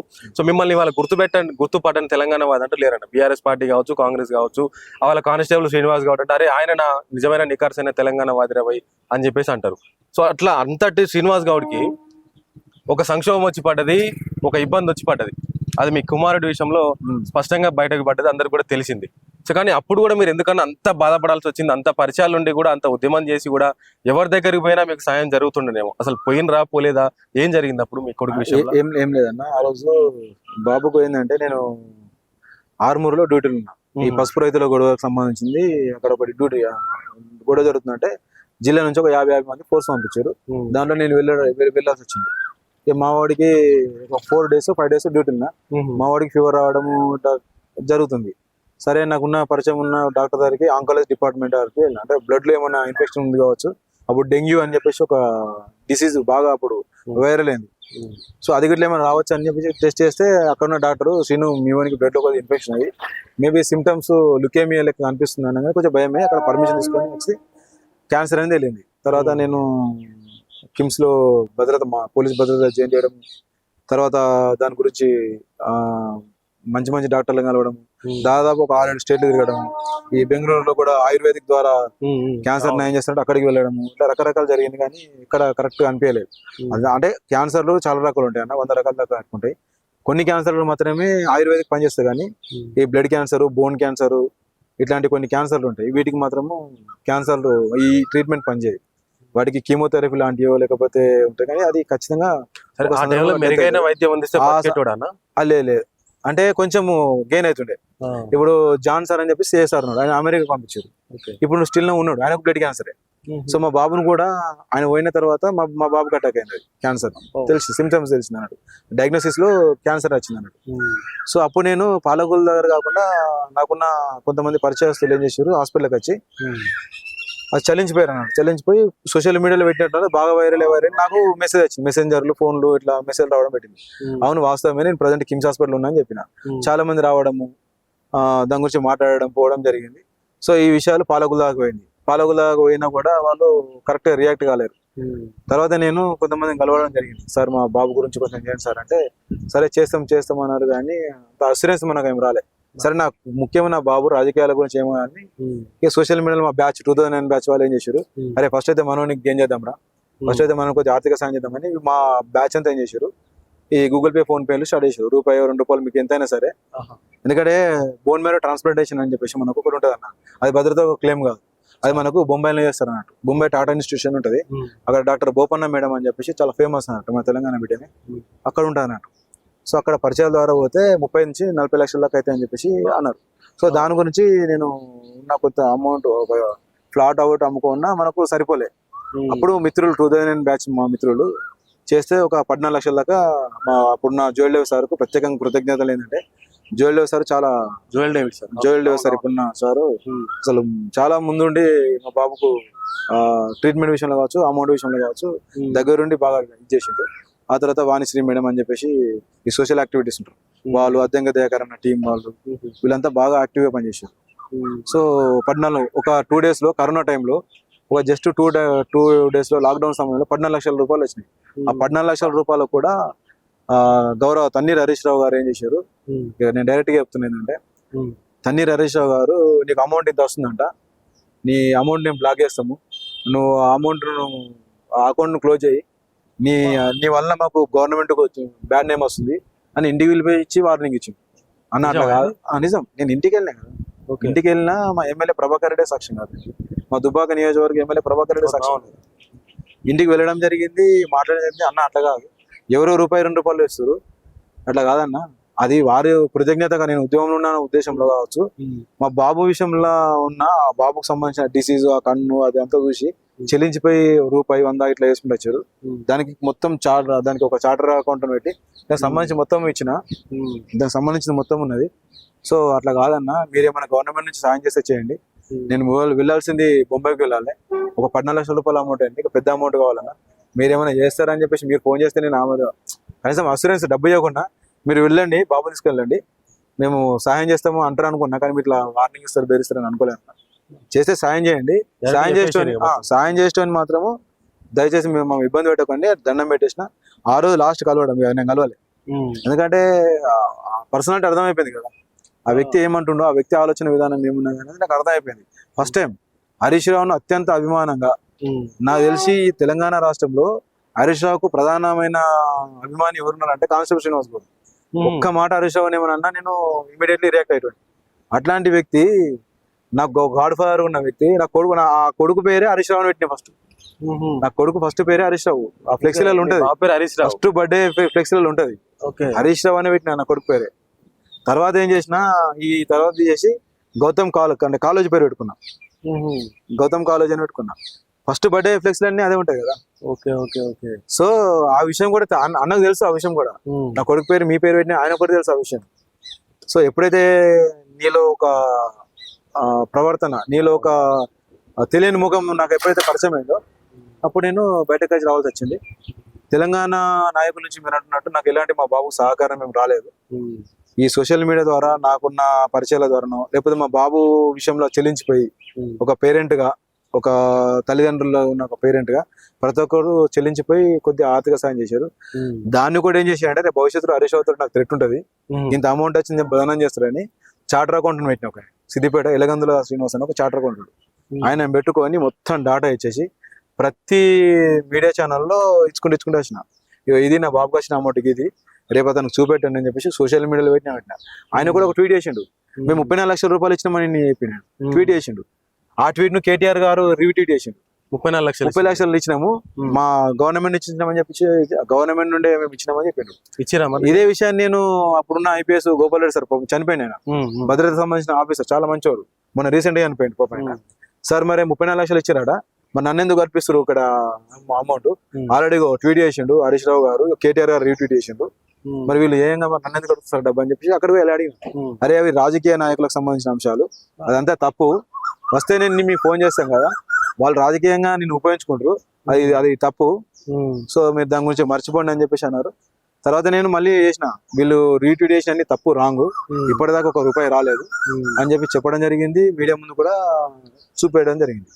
వాళ్ళు చేసిన సాయం ఏంటి అంటే 3,000 చిల్లర సాయం చేశారు, 3,000 అట్లా అట్లా 3,000 చిల్లర, 3,800 ఏమన్నది. మీకు ఒకవేళ ఈ ఇంటర్వ్యూ అయిపోయినాక నా స్లిప్స్ ఉంటే మీకు పంపిస్తలేదు. 3,000 సాయం చేసి 34 లక్షలు చేసిన, 34 లక్షలు అయిపోయారు. మీకు ఇప్పుడు ఇంటర్వ్యూ అయిపోయినాక మీకు ఫోన్లో ఉన్నది నీకు చూపిస్తా, మీకు ఒకసారి మీకు ధైర్యం ఉంటే, మీకు ధైర్యం ఉంటే దాంట్లో వేసుకోవాలి, స్క్రోలింగ్ 100% ఇస్తాం. అయితే ఇప్పుడు ఇదంతా జరుగుతున్న క్రమంలో మీకు అనిపించిందా, అరే ఏందిరా నాయన నా ఉద్యోగం ఏంది, నేనేంది, కనీసం ఇంతగానం కొట్లాడితే ఎవడోడుకో లబ్ధి చేకూరుతుంది తెచ్చుకున్న తెలంగాణలో, నా కన్న కొడుకు జరుగుతలేదు అని చెప్పేసి బాధ అనిపిస్తుంది అన్న. కామన్ మనము అన్ని త్యాగాలు వేసి సంవత్సరంన్నర ఈ పాలకుల చుట్టూ తిరిగి ప్రతి మీటింగ్ లో అటెండ్ అవుతూ ప్రతి మీటింగ్ లో మనం వాయిస్ ఇస్తూ ప్రతి వ్యక్తుల దగ్గరకు వెళ్ళడము, అమరుల కుటుంబాలకు వెళ్ళి పరామర్శించడము, రామకపేట కావచ్చు, రామాయంపేట కావచ్చు, షాద్నగర్ యాదనపేట వాళ్ళ ఇంటికి వెళ్ళి అక్కడ సమాధి కాడ ఎవరు గుర్తించకపోతే మేమే సమాధిని గుర్తించి అంతా క్లీన్ చేసి వాళ్ళ కుటుంబానికి భరోసా ఇవ్వడం కావచ్చు. ఇట్లా కొంతమంది దగ్గర వెళ్ళడం, నిశాంత్ వాళ్ళ ఇంటికి వెళ్ళడం, కానిస్టేబుల్ పద్మకం కిష్టన్న భార్య వాళ్ళ ఇంటికి వెళ్ళడం, అట్లా కొన్ని విషయాలు జరిగినాయి. అంటే మేము ఉద్యమాలు చేస్తూ గుర్తింపు అంటే హార్డ్ కోర్ గా పనిచేసిన వాళ్ళ దగ్గరికి వెళ్ళి వాళ్ళకి భరోసా ఇస్తూ ఇన్ని సందర్భంలో అంటే నా కొడుకే న్యాయం జరిగినప్పుడు భవిష్యత్తు ఎట్లుంటుంది అనేది భయం అనేది కలుగుతుంది కదా, సహజంగా కలుగుతుంది. సరే ఇప్పుడున్న పరిస్థితుల్లో వాస్తవానికి కాపాల కుక్క ఉంటా అన్న వ్యక్తులే తెలంగాణ అస్తిత్వాన్ని, తెలంగాణ సంబంధించిన సంపదను పూర్తిగా దోచుకొని ఈ రోజు మనం ఒక ఛాలెంజ్ ఆంధ్ర పాలకుల ముందు కావచ్చు, లేకపోతే దేశం ముందు కావచ్చు, తెలంగాణ ఒక రోల్ మోడల్ గా ఉండాల్సిన తెలంగాణ అంటే సంపద విషయంలో కావచ్చు, ఎడ్యుకేషన్ దీనికి ఉన్న కల్చర్ చెప్తున్నా. ఈ రోజు మనం అత్యంత దీనమైన స్థితిలో ఉండి ప్లస్ మన భవిష్యత్తు సామాజిక తెలంగాణ వైపు వెళ్తున్న ఈ సందర్భంలో అంటే బీసీ కావచ్చు, బీసీ/ఎస్సీ ఉద్యమాలకు సంబంధించిన కావచ్చు, ఇప్పుడు ఒక కుట్రపూరితంగా జరుగుతున్న ఈ దాడులను ఈ పాలకులు ఖండించకుండా ఒక కొత్త ఫ్రెష్ ఒక నాయకత్వం రావాలని ఇప్పుడు కోరుకుంటున్నాం. ఎందుకంటే మీరు ఇప్పుడు ఇంతకుముందు అన్నారు కదా, ఇప్పుడు వచ్చిన తెలంగాణ నీ కొడుకు న్యాయం చేయాలి అంటే కొడుకు విషయం కాదు, నాలాంటి కొడుకులు ఇంకా ఎంతమంది చనిపోయారు అనేది ఇంకా లెక్క తెలుస్తుంది కదా. సో దాన్ని మనము దీన్ని కంపేర్ చేసుకుంటున్నాను. భవిష్యత్తు ఖచ్చితంగా పిల్లలకు మంచి క్వాలిటీ ఎడ్యుకేషన్, క్వాలిటీ హాస్పిటలైజేషన్ అంటే ఇక విద్యకు సంబంధించి కావచ్చు, వైద్యానికి సంబంధించి కావచ్చు, చిన్న తరహా పరిశ్రమలను తెలంగాణకు ఉన్న గొప్ప ఏంటంటే చిన్న తరహా పరిశ్రమ, కుటీర పరిశ్రమలు అంటారు కదా, విలేజ్లలో ఉండే కుటీర పరిశ్రమలను అవి ప్రోత్సాహాలు ఇస్తుంటే ఓ చైనా సిస్టమ్ ఏంటంటే చిన్న తరహా పరిశ్రమలు బాగా చేస్తారు. అట్లా కుటీర పరిశ్రమలు కులానికి కులాల నుంచి కులాలు ఎట్లయితే పుట్టినో అట్లనే నేను ఏమంటున్నా అంటే చిన్న తరహా పరిశ్రమలను మనం ఎట్లయితే డెవలప్ చేస్తామో అప్పుడు తెలంగాణ బాగుపడుతుంది, సామాజిక తెలంగాణ వస్తుంది తప్ప ఒక ఫ్రెష్ ఒక పాలిటిక్స్ వస్తుంది తప్ప మనకి బతుకులేదు. నాలాంటి కొడుకులు ఇంకెంతమంది చనిపోతూనే ఉంటుంది. కానీ ఇప్పుడున్న ప్రభుత్వం ఇది సామాజిక తెలంగాణ, ప్రజల ప్రభుత్వం, ప్రజాపాలన అంటున్నది. ఇప్పుడు ప్రభుత్వం వచ్చి కూడా 2.5 సంవత్సరాలు గడుస్తున్నది. మరి ఈ ప్రభుత్వం అంటే చాలా మంది ఉద్యమకారులను కూడా గుర్తిస్తున్నామేమని చెప్పేసి ముఖ్యమంత్రి స్వయంగా చెప్తుండు. దానికి నిదర్శనమే నిన్న మొన్న శ్రీకాంతాచారి తల్లికి కూడా ఏదో కమిషన్ మెంబర్ కూడా ఇచ్చిండ్రు. మరి ఈ తెలంగాణ ఈ ప్రజాపాలనలో మీకేమైనా గుర్తింపు దక్కిందా? మరి గతంలో అంటే దక్కలేదు, మోసం చేసి ఇబ్బంది పెట్టారు అనేది వేరే విషయం. ఈ ప్రభుత్వంలో ఏంది సంగతి? మరి అంటే అన్న నేను అంటే ఈ 12 సంవత్సరాల నుంచి 12 years నుంచి నేను పాలకులు తిరుగుతున్నా కానీ నేనేం ఆశిస్తలేను. నేను ఫ్రెష్ ఏంటంటే అంటే అందరు ఉద్యమకారులు కాకుండా నాకు ఒక పృథ్వీరాజ్ అన్న ఆదర్శం అన్న, ఒక విఠల్ అన్న ఆదర్శం నాకు. ఎందుకంటే వాళ్ళు చాలా రాడికల్ గా ప్రాణాలకు తెగించి సైతం వాళ్ళు వాయిస్ ఇచ్చారు. తెలంగాణ సంబంధించి పాల్గొన్నారు, కేసుల పాలయ్యారు. నేను కొన్ని కేసులు కావచ్చు, వాళ్ళు ఎక్కువ కేసులు అయినాయి. వాళ్ళు ఏ రోజు కూడా నాకు ఇది అని చెప్పేసి అడగలేరు. అది నాకు బాగా చాలా నచ్చింది అన్నట్టు. ఆ స్పిరిట్ ఉండాలి. ఉద్యమం చేసినాము తెలంగాణ కోసం, పాలకులు మనం గుర్తించి వాళ్ళు మనకు న్యాయం చేస్తారా అనేది వాళ్ళ విజ్ఞతకు వదిలేస్తాం. కానీ ఈ రోజు వరకు స్టిల్ నాకు ఇది ఇయ్యాలని చెప్పేసి ఇప్పుడున్న రేవంత్ రెడ్డి ప్రభుత్వం అంటే ప్రజాపాలన ప్రభుత్వాన్ని కావచ్చు, అంతకుముందు వాళ్ళగా నేనేం అడగలే. ఉద్యోగం చేంజ్ కావాలని చెప్పిన అంతే. ఎందుకంటే ఇక్కడ డిపార్ట్మెంట్ లో డిసిప్లిన్ ఫోర్స్ అని ఉంటుంది, కొంచెం మనల్ని ఇబ్బంది చేస్తుంటారు. కొంచెం డిపార్ట్మెంట్ చేంజ్ అయితే కొంచెం నేను ఫ్రీ అయిపోతా అనే కోణంలో అడిగిన తప్ప నాకు ఇది అది అని చెప్పేసి అంటే స్టిల్ ఈ రోజు కూడా మొన్న 619 జియో తీసేస్తాం కరెక్షన్, అదేదో జియో తీసిరా, జియో ప్రకారం ఉద్యమకాలను గుర్తిస్తున్నాం అన్నారు. పోయినాం సార్ వాళ్ళ వీళ్ళు కూడా మీరు కూడా మేము చెప్పినాము, మీ నెంబర్ ఒకటి ఇచ్చినాము, ఒక నెంబరింగ్ ఇచ్చినాం, మీకు మీ పేరు అయితే మెన్షన్ చేసినాం శ్రీనివాస్ అని చెప్పేసి అన్నారు. కానీ నేను పెద్దగా నేను పట్టించుకుంటాను. తెలంగాణ వచ్చింది అయిపోయింది, సరిపోయింది. వచ్చిన తెలంగాణకు మన బీసీఎస్టీ నుంచి నాయకత్వం ఎట్లా వహించాలి, మనం ఏ విధంగా చేయాలనే కోణంలో ఆలోచిస్తున్నా. సరే ఇప్పుడు నేను ఒక పదవి తీసుకున్నాను అనుకో, ఈ పదవి నేను అప్పుడే కేసీఆర్ తీసుకోవచ్చు కదా.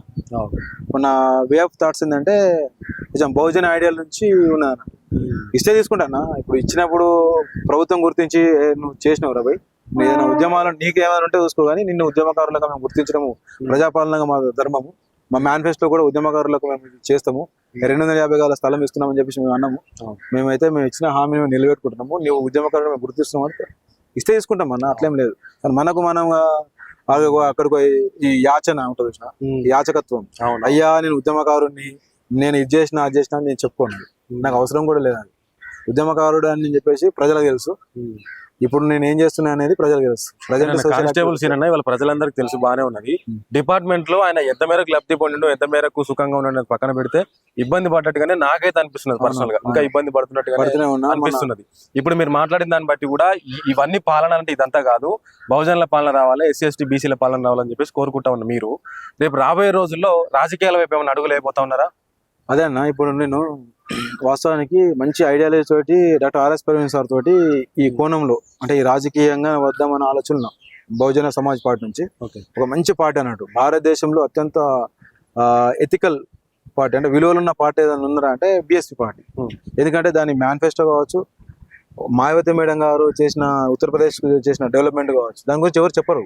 ఒకసారి మీరు కూడా ఈ ఇంటర్వ్యూ చూస్తున్న వీళ్ళు కూడా బీఎస్పీ ఉత్తరప్రదేశ్ లో అంతకుముందు ఎలాంటి పాలసీలు తీసుకొచ్చింది, తర్వాత ఎడ్యుకేషన్ పాలసీలు ఏమున్నది, అది దేని మీద కాన్స్టిట్యూషన్ బేస్డ్ గా ఏ పాలసీ మేకింగ్ ని మీరు తీసుకురు అనేది ఒకసారి సెర్చ్ చేయండి, మీరు మీకు అర్థమైపోతుంది. కంపేర్ చేయండి ఇప్పుడున్న ప్రభుత్వానికి బీఎస్పీ ఉన్న ప్రభుత్వాలకు మీరు కంపేర్ చేస్తే మీకు కూడా అర్థమైపోతుంది, అరే కరెక్ట్ కదా, ఇది కొంచెం ఎథికల్ గా ఉన్న పార్టీ, ఇది దీన్ని మనం ట్రస్ట్ చేయొచ్చు అనే కోణంలో ఆర్ఎస్ ప్రవీణ్ సార్ బీఎస్పీని ఎంచుకున్నాడు, చూస్ చేసుకున్నాడు. ఆయన వేరే కొత్త పార్టీకి లేపు రాలేడు. సో ఆ ఐడియాల నుంచి మనం పోవనవద్దా అని కొంచెం నేను నాకున్న పరిచయాలతోటి చూసిన, అరే BSP correct party, still no భవిష్యత్ తరాలు కూడా బీఎస్పీ కరెక్టే ఉన్నది అని ప్రవీణ్ సార్ అడుగుజాలని అడుగుదామని రిజైన్ చేద్దాం అన్న కాడికి పోయి ఇక ఒక 2 days అయితే రిజైన్ చేసేవాడిని. అక్కడికి 2 days అయితే రిజైన్ చేసేవాడిని. తిరుమలన్న ఇంటర్వ్యూ పోయినప్పుడు అన్న ఇక వాళ్ళతో ఆ పెన్నుతో ఈ పెన్నుతో కాదు, నేను ఇస్తున్న పెన్నుతో రిజైన్ చేయని చెప్పేసి ఆయన ఇవ్వడం, నేను డిపార్ట్మెంట్ దగ్గరికి వెళ్ళడం, ఇంకో 2 days ఆలోచించుకో అని చెప్పేసి ఎవరైనా రిజైన్ చేయగానే తీసుకోరు, ఫస్ట్ కౌన్సిలింగ్ ఇస్తారు. మనం ఇట్లా అని కదా, నా మిత్రుడు ఒకైనా రిజైన్ చేసాడు, అట్లా ఇలా ముందు ఇస్తారు అన్నట్టు సహజంగా. అయితే 2 days తర్వాత నాకున్న పరిచయాలతోటి ప్రొఫెసర్ సూర్యపల్లి సుజాత మేడం అడిగిన, అగా మనకి ఎటుందంటే వద్దు తమ్ముడు, ప్రవీణ్ సార్ లాంటి వాళ్ళు రావాలి, బహుజన ఐడియాలజీ ఉన్నది, బీఎస్పీలో రావాలి, ఒక 3-4 ఎమ్మెల్యే స్థానాలు గెలిచిన తర్వాత కనీసం 2 స్థానాలు గెలిచినా మన అందరము వెళ్దాము, ఇప్పుడే తొందరపడకు, మనకు ఆర్థికంగా మనం అంత లేని వాళ్ళము, ఉద్యోగం తప్ప మనకు వేరే భవిష్యత్తు లేని వాళ్ళం మనం అని చెప్తే, కాసిం సార్ ఫోన్ చేసిన, మిత్రులు నాకు పరిచయం అందరు ఫోన్ చేస్తే అందరు ఇదేమన్నారు, ఒక 2 days ఆగు, 3 days ఆగు, 4 days ఆగు, ఫస్ట్ 2-3 గెలువు, అవసరం ఉంటే ప్రవీణ్ సార్ గెలుపు కోసం నువ్వు ఇంటర్నల్ గా ఉంటే నువ్వు ఆ సిర్పూర్ కాగనారులో నీకున్న మిత్రులతోటి ఇట్లా ప్రచారం చేపి అన్నాడు. అట్లా జరిగింది. సరే అని ప్రవీణ్ సార్ని కలిసిన, ప్రవీణ్ సార్ కూడా కొంచెం అన్నాడు, ఇప్పుడు అద్దులేరా కొంచెం మేము ఇప్పుడే ఉన్నది కదా అని చెప్పేసి అన్నాడు. అయిపోయినా ఏ కొనం ఇప్పుడు రీజన్ చేయాలంటే రీజన్ చేస్తుంది. తర్వాత నేను ఆగమైదునా ఏమైదునా అనేది తర్వాత అంశము, కానీ కొంచెము ఆ ఐడియా నుంచి ఇప్పుడు కొద్దిగా అది వే ఆఫ్ అదే ఎప్పటికైనా సంతకం పెడతారు, ఏమో చెప్పలేము. అంటే ఐడియాలజీ బేస్ ఉండాలన్న. ఇట్లా ఇప్పుడు ప్రవీణ్ సార్ మీద వాస్తవం అంటే ఆయన మంచి వ్యక్తే, ఆయన పార్టీ గురించి ప్రవీణ్ సార్ ప్రస్తావన వచ్చింది కాబట్టి, ఆయన బీఎస్పీ లో ఉన్నప్పుడు లేదా ఐపీఎస్ ఆఫీసర్ గా ఉన్నప్పుడు అంబేద్కర్ తర్వాత మీరు ఎవరైనా అభిమానించారంటే ప్రవీణ్ సార్ అనుకోవచ్చు. సో మరి ఇప్పుడు ఆ ప్రవీణ్ సార్ ఇప్పుడు బహుజనవాదాన్ని వదిలి బీఎస్పీ పార్టీని వదిలి బీఆర్ఎస్ పార్టీలో చేరిండు. ఇప్పుడు ఎట్లా చూస్తున్నారు ఆయన పర్సనాలిటీని కానీ ఆయన ఐడియాలజీని ఎట్లా చూస్తున్నారు మీరు? లేదన్నా, ఆర్ఎస్ ప్రవీణ్ కుమార్ సార్ వాస్తవం స్టిల్ లెజెండరీ పర్సన్. పార్టీ ఎందుకు మారిండు అని చెప్పిండు, కొన్ని అంశాలు చెప్పిండు. కాకపోతే ఏంటంటే మేమందరం ఏమనుకున్నామంటే ప్రవీణ్ సార్ బీఎస్పీ పార్టీని ఇప్పుడు స్టిల్ ఇప్పుడు కొనసాగితే ఇప్పుడు దీని రూపం అంతా వేరే ఉంటుండే, అసలు వేరే తీసుకుంటుండే. సో మేము బాధపడతాం, స్టిల్ ఈ రోజు కూడా బాధపడతాము. ఎందుకంటే ఒక ఆధిపత్య వర్గం విమర్శించిన వ్యక్తి మళ్ళీ అదే పార్టీలో వెళ్ళడం వల్ల కొంతమందికి మనం సమాధానం చెప్పలేకపోతాం. సో ప్రవీణ్ సార్ లాంటి వ్యక్తి బహుజన ఐడియాలజీని వదలలేడు. బహుజన ఐడియాలజీ కానీ పార్టీ మారిండు అంతే. బీఎస్పీ ఎందుకు మారిండు అనేది ఆయన చెప్పిండు, అది ఆయన చెప్పిండు కాబట్టి మళ్ళీ నేను చెప్తే కూడా బాగుండదు అది. రెండోది ప్రవీణ్ సారు బీఆర్ఎస్ లో ఉన్నా కూడా అంటే బీసీఎస్ఎస్టీ బహుజన ఐడియాలజీ నేను ఎక్కడ కూడా విస్మరించలేను, ఎక్కడ కూడా నేను మర్చిపోలేను. ఇక్కడ నుండి కూడా నేను వాయిస్ ఇస్తూనే ఉంటా అని చెప్పడం జరిగింది. ప్రవీణ్ సార్ కాదు, ప్రవీణ్ సార్ తర్వాత కూడా విశ్వరంత్ మహారాజ్ అని ఉన్నాడు. విశ్వరంత్ మహారాజ్ తర్వాత ఇప్పుడు కొత్తగా బీసీ మూవ్మెంట్ నుంచి తిరుమల కూడా రాడికల్ గా వచ్చింది, వాయిస్ వస్తుంది. సో అంటే వాళ్ళ పర్సనల్ గా వాళ్ళ మీద వ్యక్తిగత ఆరోపణలు ఏమున్నా కూడా వాయిస్ అయితే బలంగా వస్తుంది బయట. జనాలను యూత్ ను మెయిన్ గా టార్గెట్ చేస్తూ వీళ్ళను మన బీసీ అంటే బహుజన ఐడియాలజీ వైపు రానికి ఈ 2 పర్సనాలిటీ అయితే ఉన్నాయి కదా. ఇప్పుడు ప్రవీణ్ సార్ లాంటి వాళ్ళు కూడా పనిచేస్తారు కదా. సో కొంచెం బాధ అనిపించింది అన్న, ప్రవీణ్ సార్ బీఆర్ఎస్కి వెళ్ళడము బాధ అనిపించినా కూడా ఇప్పుడు కొంచెం జర్నీ చేస్తున్నా ఈ 2 పర్సన్స్ తోటి కాకుండా ఇంకా కొంచెం 3-4 పర్సన్స్ పృథ్వీరాజ్ తోటి వీళ్ళతోటి గిటో సార్ తో కూడా జర్నీ చేస్తున్నా. అంటే ఆల్ పార్టీ బీజేపీలో కూడా మనకు సంబంధించిన తాడు శ్రీనివాస్ గారు అని చెప్పేసి కుమారి సామాజిక వర్గం తాడు సీనన్న వాళ్ళు అంటారు కావచ్చు, లేకపోతే అందులో ఉన్న మనకు ఇప్పుడు మన అన్న ఉన్నాడు కదా, ఎవరు రీసెంట్ గా పోయింది చూడు, ఆయన భువనగిరి బూర నర్సగౌడ్ అన్న లాంటి వాళ్ళు కావచ్చు.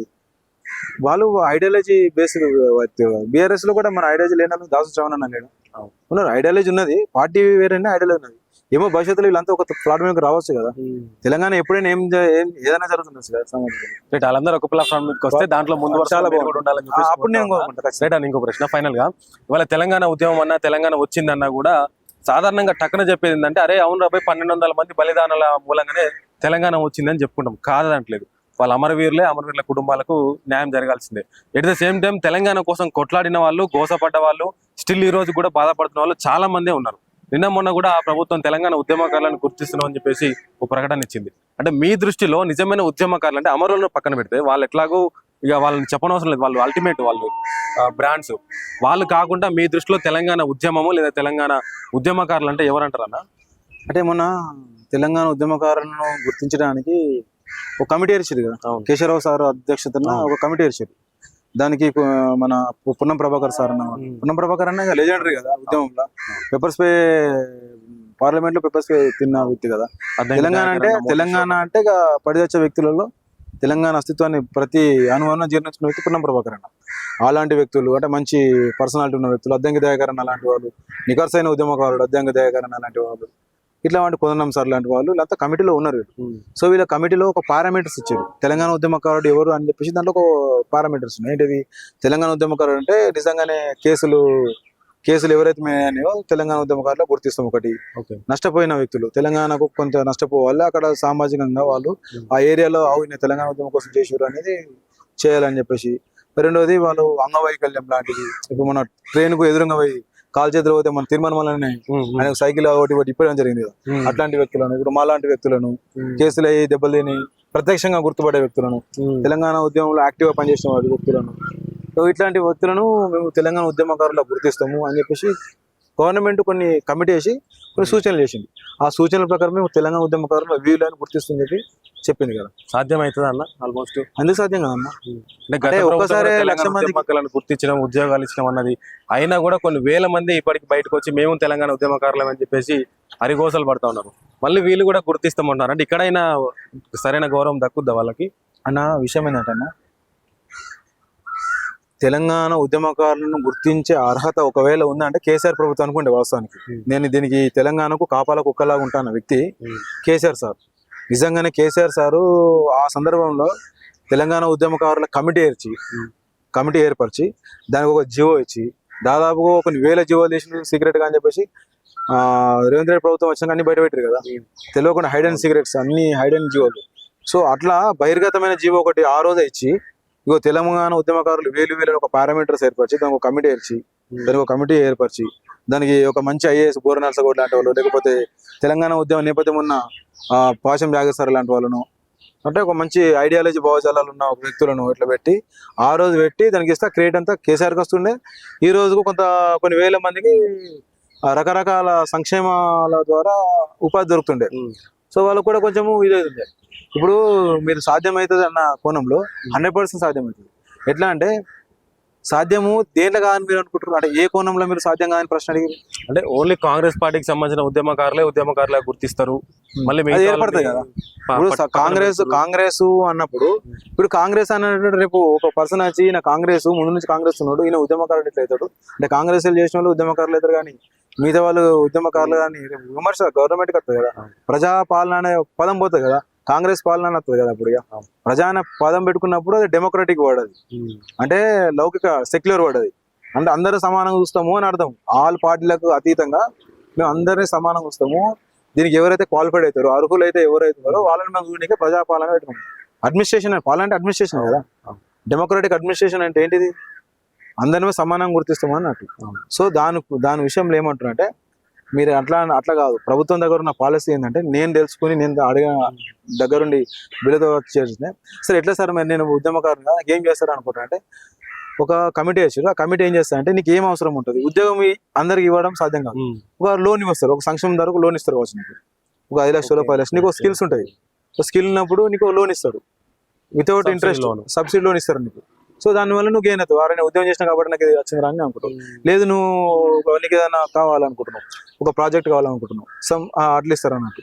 అంటే వాళ్ళు చెప్పిన అంశాలు నాకు ఇవి. అంటే వితౌట్ లేదు, రెస్ట్రిక్షన్స్ తెలంగాణ restrictions. ఉద్యమకారుడు అనేటువంటి పదం మీద ఉద్యమకారులు అన్న వాళ్ళకు అదే కదా ఇప్పుడు చేయాల్సింది. అదే.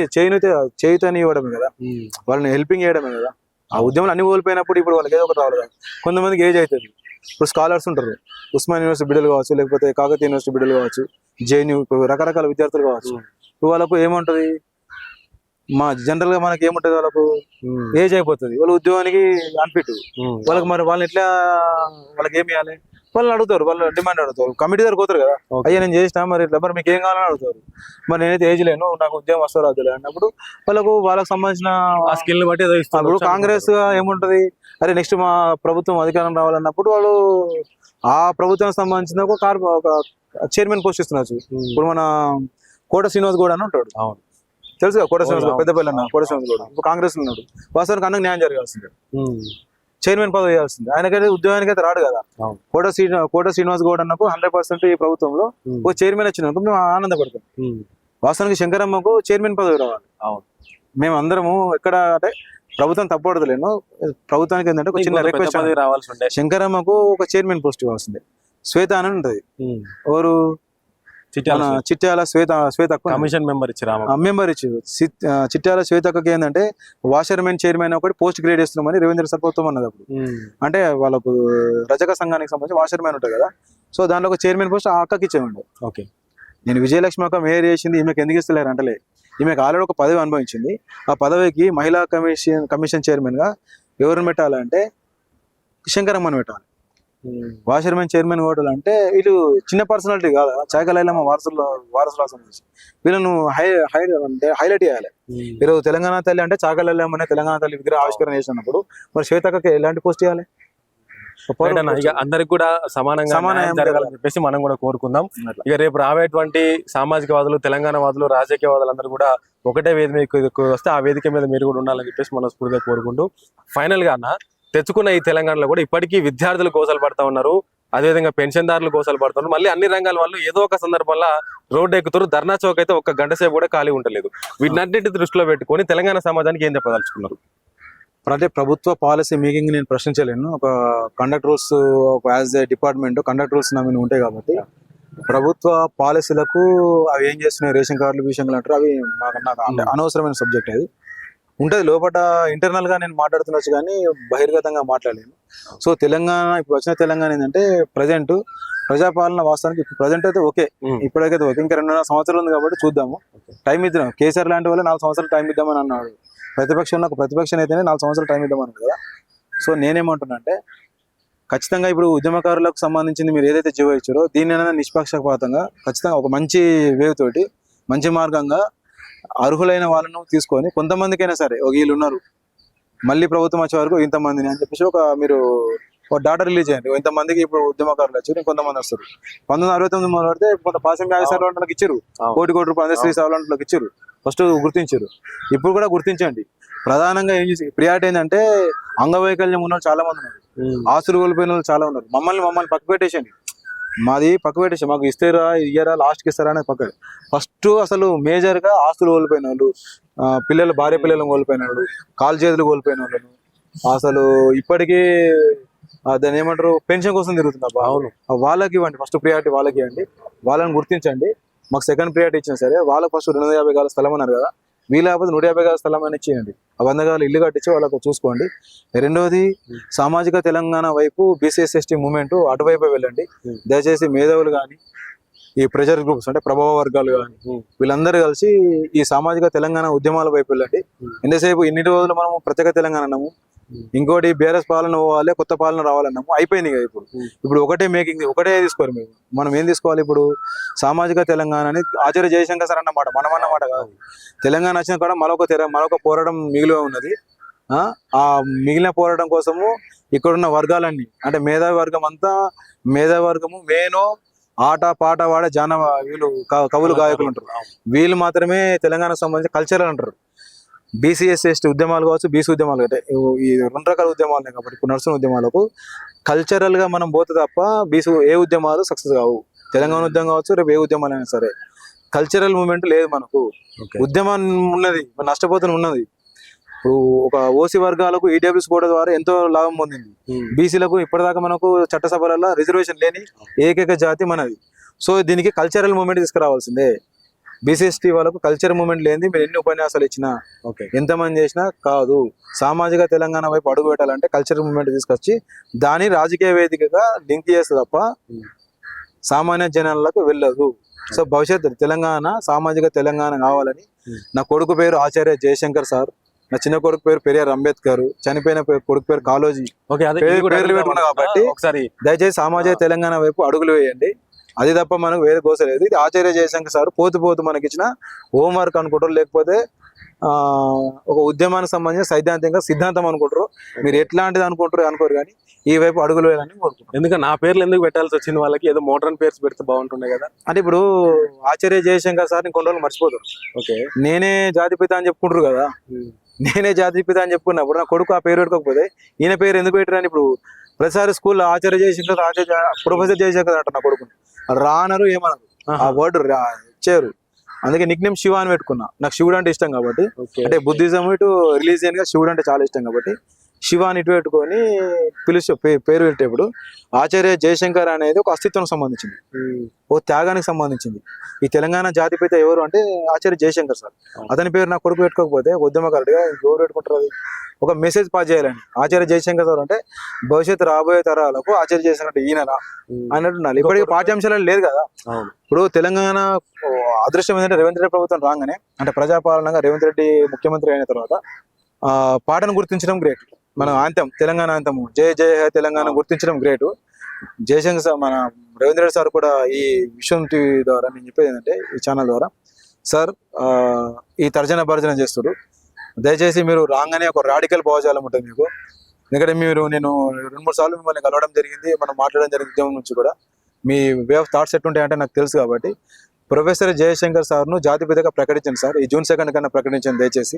ఎందుకంటే ఇక ఈ శశభిషాలు, ఈ గందరగోళ పరిస్థితులు పోతాయి, మీకు కూడా ఒక మంచి పేరు వస్తుంది. జయశంకర్ సార్ను జాతిపితగా ప్రకటించి ఉద్యమకారులకు కావచ్చు, అమరవీరుల కుటుంబాలకు ఇంకేమైనా ఏం చేస్తారని ఒక పాలసీ మేకింగ్ చేయండి సార్. కొంచెం బయట ఎలిగేషన్స్ వేరే ఉన్నాయి, మీ మీద కొంచెం రూమర్స్ కూడా ఎక్కువ వస్తున్నాయి. ప్రతి అంశాన్ని జూన్ 2 రోజు ఏదైతే ఎలిగేషన్స్ ఉన్నాయో ఆ ఎలిగేషన్స్ ఉన్న అంశాలు మాట్లాడండి సార్.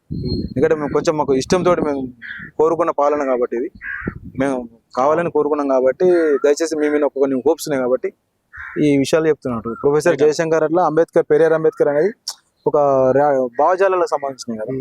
భవిష్యత్తు అంబేద్కర్ మీద ఇప్పుడు ఎన్నో వస్తున్నాయి కదా. సో భవిష్యత్తు గుర్తించుకోవాలనే ఉద్దేశంలో ఈ పేరు పెట్టడం నిజంగా గ్రేట్ అన్న.